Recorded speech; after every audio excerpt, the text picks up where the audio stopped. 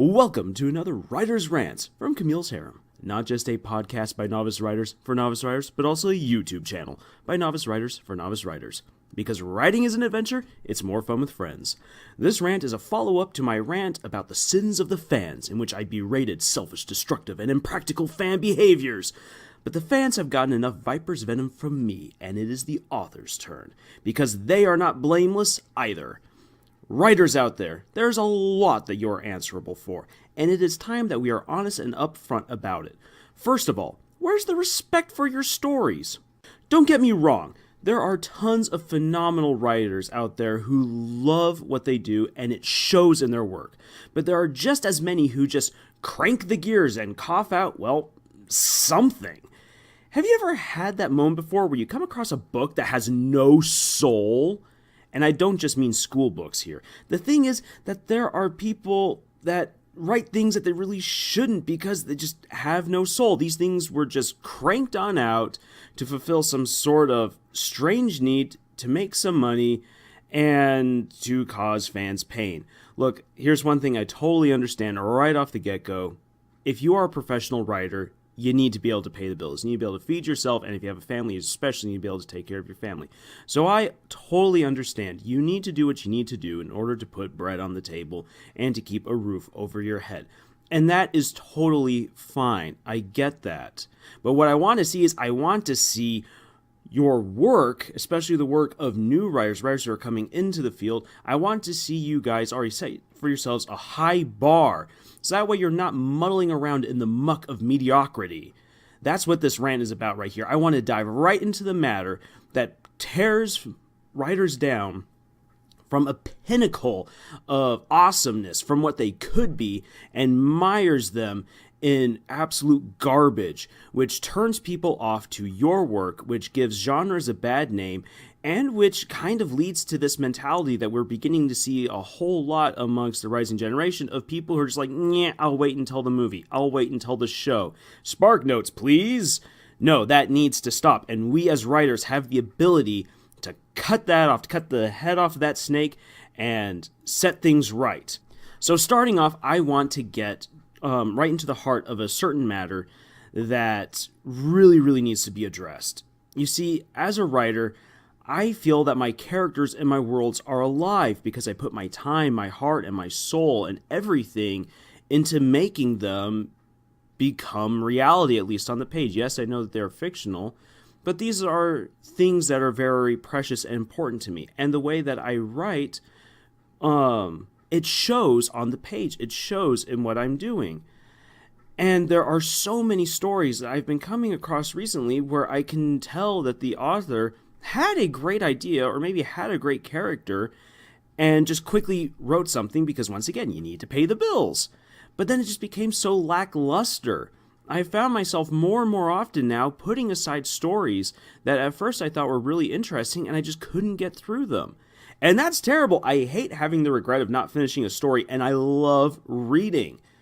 But it's just becoming harder and harder. And it's absolutely despicable when I see authors just crank out works simply for cash. And who just solely write to cause their characters pain. And I'm looking at you, especially anti-catharsis George R.R. Martin. Though, I mean, let's be honest, he really isn't writing a whole lot recently. That's another matter. So why is this a sin, you may ask? And why should we really care? Well, you see, in my last rant about what the fans do wrong, I talked about suspending their disbelief, the ability to get lost in fictional worlds. Authors have a direct impact on a fan's experience in doing so. Here's the thing. Reading a book is kind of like going on a date. A date is only good when both people are engaged and the outing is an enjoyable one. Realize that it's not the bells and whistles of the date that make it good, but the experience. A good writer should be immersed in their work and do their best to write a story that pulls the readers in. Then it is up to them to enjoy it. Both people need to be present for the date to really succeed. But the fans, the readers, cannot do that, however, how hard they may try, if the best is not present in your work. If you abandon them or your story, you destroy that experience. And just getting published isn't enough. This is supposed to be an experience. If you check out at any time in the process of your story, it ends, and you let down your book, you let down your readers, and you let down yourself. A passionless project makes for a terrible read, and has caused many to distance themselves from reading altogether. So stop it! And in a similar vein, writers who show little respect to their fans also anger me. I outright dropped a series when I realized that the author had no respect for his stories nor for his fans. He was just banking on a nice cash grab. Luckily, this guy is by now melted into obscurity, so it doesn't even matter bringing him up. But it really angered me the way he treated others, the way he treated his own staff especially. So a good rule of thumb is this: once you have a following, you owe it to them to be open and personable. Even if that really isn't your thing, at least show respect to them and rejoice in their geeking out. I love that creators like Brandon Sanderson, Alex Hirsch, Olin Rogers, and J.K. Rowling, to name just a few, are so open and friendly with their fans, taking time to stoke their respective fandoms' fires. I love it! It's so great to see people being personable, and sometimes you can see that, yeah, people don't really want to get out there with some of their works. I think a really great example of this might be Pendleton Ward from Adventure Time. Really great storyteller who might not be the most personable person out there, but he's still someone who knows what his fans want and tries his best to be open with them, to accommodate them. And that's just really great to see. But authors that distance themselves from their readers and who look down on them are just in the business to get money. So grow up and get a heart, for crying out loud. Just not my heart, please. I like it where it's beating in my chest. Now, for a matter that really, really irks me, when authors change their stories to please their fans. No, cut that out! Edits, suggestions, feedbacks, critique are essential to writing a stronger tale, but giving into the whims of others is just essentially spineless and uninspired. This is predominantly a problem with fanfic writers, but it does even happen in the professional world. A classic example of this is Gravity Falls, and though I know I just praised Alex Hirsch for being open and personable with his fans, I have to also give him a little bit of criticism. You see, when he originally pitched the idea, it was meant to be much bigger, and I get this. This happens with a lot of shows, a lot of stories. There's a big idea, and things have to get cut. However, in this case, Gravity Falls got cut down to 2 seasons because the crew looked at it and said, hey, look, our fans are really, really intelligent. They've been following all the clues that we've been giving them. Maybe we should just speed up the reveal of who the author of the journals really is and just kind of go from there. While season 2 of Gravity Falls is amazing, you can tell that it's rushed, and there are so many instances where you realize that character development was dropped along the way. For crying out loud, we were supposed to get a Grunkle Stan and Wendy episode doing shenanigans. That would have been awesome. Wendy, as one of the best characters in the series, unfortunately also gets robbed of a lot of screen time and a lot of character progression. And this is a huge problem that comes about when you just say, hey, you know what? The fans want this. Let's just speed it on up. Tell the story that you wanted to tell and not the story that your fans wanted you to tell. Oh my gosh. So that right there is my example. And it's probably one of the nicer examples, but it's one that still kind of really irks me. It's also aggravating when authors decide to simply capitalize on social trends and stuff them haphazardly into their works. I have nothing against following trends, but when they are used basically as clickbait to snatch up more readers, it's highly annoying. Yes, we need to make money, and so we need a lot of readers. But this comes back to having respect for your own story and for your readers, and pandering isn't respectful. Also, such stories are usually bland and poorly written, which once again drives away readers from the genre that you have written for. Helping to build up the mentality of, I'll wait for the movie and I'll wait for the show is what comes about when you do something like this. So if you're going to be trendy, be classy about it, and interweave it tastefully and meaningfully into your narrative. Oh, and one of the things that infuriates me the most, storming the Bastille kind of angry, is when authors break their word to their readers. I'm staring right into your cold, dead eyes, Christopher Paolini, if that's how you say your last name.